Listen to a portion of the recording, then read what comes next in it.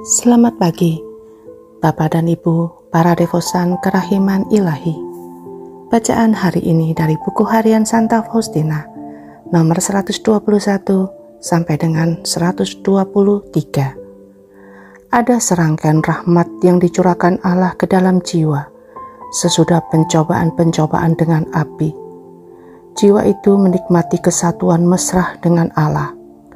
Ia memiliki banyak penglihatan, baik jasmani maupun rohani. Ia mendengar banyak kata-kata adi kodrati dan kadang-kadang mendengar perintah-perintah yang jelas. Tetapi meskipun menerima rahmat seperti itu, ia tidak berpuas diri. Sungguh, ia bahkan merasa kurang sebagai akibat dari rahmat Allah. Karena kini ia terbuka terhadap banyak bahaya dan dengan mudah dapat jatuh menjadi mangsa hayalan. Ia harus minta kepada Allah supaya diberi seorang pembimbing rohani. Tetapi tidak cukup ia hanya meminta seorang pembimbing rohani. Ia juga harus sungguh berusaha untuk menemukan seorang pembimbing yang ahli dalam masalah-masalah ini. Sama seperti seorang pemimpin militer, harus tahu jalan-jalan yang harus ia lalui untuk memimpin pasukannya menuju medan pertempuran. Suatu jiwa yang bersatu dengan Allah harus siap menghadapi pertempuran yang dahsyat dan sengit.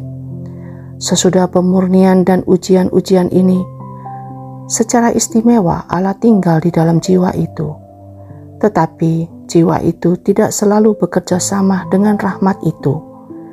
Bukan karena jiwa itu sendiri tidak mau bekerja sama, tetapi karena ia menghadapi begitu banyak kesulitan batin dan lahir.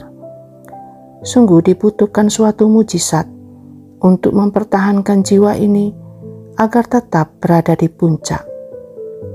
Dalam hal ini, ia mutlak memerlukan seorang pembimbing. Seringkali orang meragukan jiwaku, dan aku sendiri kadang-kadang menjadi takut ketika memikirkan bahwa akhirnya aku adalah seorang yang tidak terpelajar dan tidak memiliki pengetahuan mengenai banyak hal, terutama hal-hal rohani. Dan ketika keraguanku meningkat, aku mencari terang dari Bapak pengakuan atau dari para superiorku. Tetapi aku tidak mendapatkan apa yang kurindukan. Ketika aku membuka diri kepada para superiorku, salah seorang dari mereka memahami jiwaku dan memahami pula jalan yang dikehendaki Allah bagiku. Ketika aku mengikuti nasihatnya, aku mengalami kemajuan pesat yang menuju kesempurnaan. Tetapi ini tidak berlangsung lama. Ketika aku membeberkan isi jiwaku lebih dalam lagi, aku tidak memperoleh apa yang kuinginkan. Tampak superiorku berpendapat bahwa rahmat-rahmat seperti ini yang telah dilimpahkan kepadaku adalah mustahil. Dan dengan demikian, aku tidak dapat memperoleh pertolongan lebih lanjut dari dia. Ia berkata kepadaku bahwa tidak mungkin Allah bersatu dengan ciptaannya dengan cara itu. Aku cemas mengenai kamu, suster. Jangan-jangan ini hanya satu hayalan.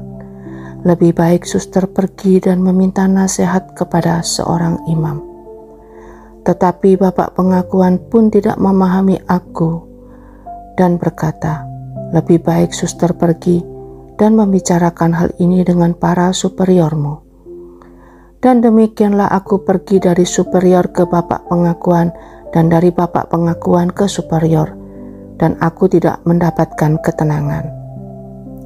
Rahmat ilahi itu menjadi suatu penderitaan berat bagiku, dan lebih dari satu kali aku berkata langsung kepada Tuhan, Yesus, aku takut akan Dikau. Jangan-jangan Engkau semacam hantu. Yesus selalu meyakinkan aku, tetapi aku masih terus ragu-ragu. Tetapi sungguh aneh, semakin aku ragu-ragu, semakin jelas Yesus memberikan bukti-bukti kepadaku bahwa semua hal itu datang dari Dia. Ketika aku menyadari bahwa hatiku tidak mendapatkan ketenangan dari para superiorku, aku memutuskan untuk tidak berbicara tentang hal-hal yang sepenuhnya batinnya ini. Sebagai seorang biarawati yang baik, secara lahiriah aku berusaha untuk menceritakan segala sesuatu kepada para superiorku. Tetapi jauh menyangkut keperluan jiwaku, aku hanya membicarakan hal-hal itu di kamar pengakuan. Karena banyak alasan yang sangat masuk akal, aku sadar bahwa seorang perempuan tidak dipanggil untuk memecahkan misteri-misteri seperti itu. Aku harus banyak menghadapi penderitaan yang tidak perlu. Selama waktu yang panjang, aku dipandang sebagai seorang yang dikuasai roh jahat. Orang memandang aku dengan rasa kasihan, dan superior mengambil sejumlah tindakan yang amat hati-hati terhadap diriku.